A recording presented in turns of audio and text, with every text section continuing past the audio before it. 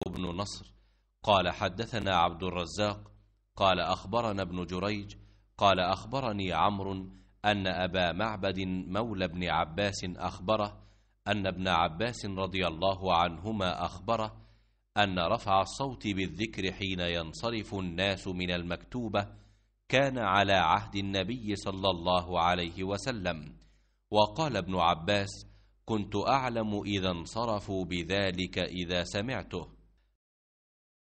अब्दुर्रज़्ज़ाक़ बिन हम्माम ने ख़बर दी, उन्होंने कहा कि हमें अब्दुल मलिक बिन जरीह ने ख़बर दी, उन्होंने कहा मुझको उमरो बिन दीनार ने ख़बर दी कि अब्दुल्लाह बिन अब्बास रज़ियल्लाहु अन्हु के ग़ुलाम अबू माबद ने उन्हें ख़बर दी और उन्हें अब्दुल्लाह बिन अब्बास रज़ियल्लाहु अन्हु ने ख़बर दी कि बुलंद आवाज़ से ज़िक्र फ़र्ज़ नमाज से फ़ारिग़ होने पर नबी करीम सल्लल्लाहु अलैहि वसल्लम के ज़माने मुबारक में जारी था। इब्ने अब्बास रज़ियल्लाहु अन्हु ने फरमाया कि मैं ज़िक्र सुनकर लोगों की नमाज से फ़राग़त को समझ जाता था।